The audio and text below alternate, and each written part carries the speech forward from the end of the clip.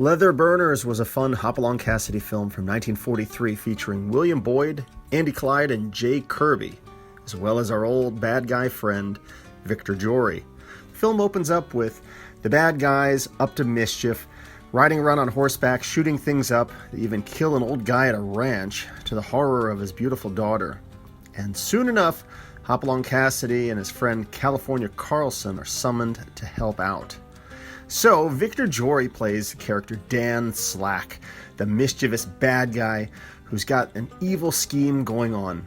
And right as Hoppy shows up in town, we see that Dan is shot, but only winded as the bullet aimed at him hit his stopwatch in his coat pocket. I mean, that was a dang good shot.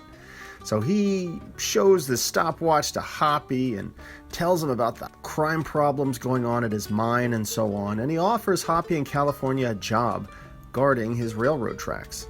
They politely refuse and move on, as Hoppy is suspicious as, using his astute detective skills, he tells California that the bullet in the watch was still cold, and that this Dan character is up to something. Well, they go and they meet up with their friend Johnny, played by Jay Kirby, at the Lazy Wishbone Ranch. And he's happy to see them, of course. And this guy's been in a bunch of these Hoppy films before. And anyhow, after finding out what's been going on, there's a big meeting with the ranchers. But Hoppy, however, gives this appearance that he's not getting paid enough, so he leaves to go work with Dan. Wait, what's going on here? Oh, I think Hoppy's got a plan. So we cut over to the character Sharon, who's played by Eleanora Needles, and she's going over some railroad books while talking with Harrison, who is played by George Reeves of Superman fame. Unfortunately, he's only briefly in the film, but still kind of cool to see him, I think about 10 years before he actually took on the Superman role. So Dan Slack introduces them both to Hoppy, and once Dan leaves, Harrison talks openly to Hoppy about how he suspects that Dan Slack is behind all of the trouble going on in town. And we, the viewer, know that's probably the case too. I mean, come on, it's Voctor Jory. Anyhow, Hoppy and California, they're given a place to stay at this old hotel far away from the mines. And they meet this goofy, elderly proprietor, Suki Withers, a character with an awesome name, who is also this eclectic character that, strangely, when digging around on the Internet Movie Database and Wikipedia, even the AFI catalog, I could not figure out what actor was playing this character. It's actually pretty funny for his brief role in the film. If any of my 3 fans watching this review know who the actor was, please leave a comment below. Anyhow, Suki speaks fondly of the glory days of back when the mines were running, and he speculates that they might even be haunted as well. But while he's talking, pay attention to that little bit of exposition about the creepy-looking guy in the painting. That will be important later.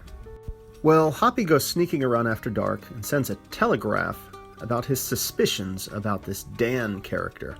However, this Dan Slack is able to intercept the message the next day and reply with his own fake message about he being a good character and a good reputation and so on, in order to fool Hoppy. But you can't fool Hoppy. He reads the telegraph, and he and California look over it together, and he realizes it was probably intercepted because when writing to the marshal, he always uses the keyword cactus. Clever. And that was absent from the telegraph. So anyhow, Hoppy and California, they go and they corner this telegrapher character, Laffy. They lock him up and wait for the sheriff to arrive. But all along, of course, they know he's going to sneak out and escape, and this gives them a chance to follow him to find out where these rustlers are hiding out. So they're pursuing him out in the open, and on the way he manages to fall off a cliff and die. So anyhow, the marshal shows up and plans to arrest Hoppy in California.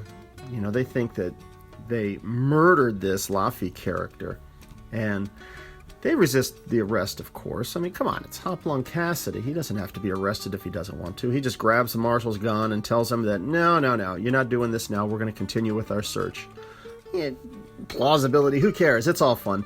And he can resist law enforcement if he wants. So they go back to their investigation, and they follow some clues, and they realize that these rustlers are hiding cattle in this old abandoned mine.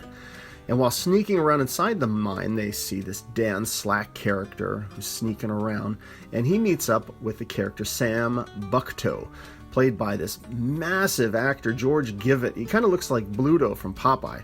He's this grizzly old eclectic bad guy. Possibly crazy too. He was the one that was hinted at earlier in the hotel. So he and Dan have this conversation about that pesky Hopalong character.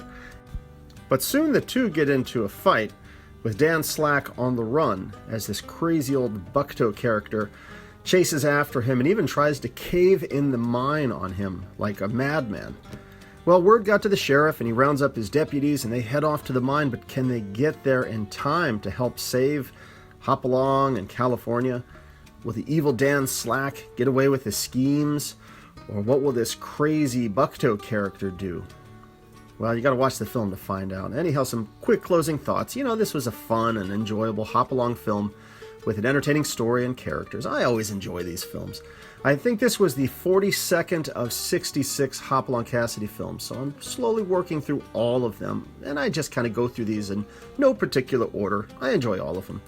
And I do love how Hoppy, in addition to being this bulletproof cowboy hero, he also puts his detective skills to work in this one. Such as finding cattle fur on plants to help him find the missing cows, Great stuff. He's like Batman, basically.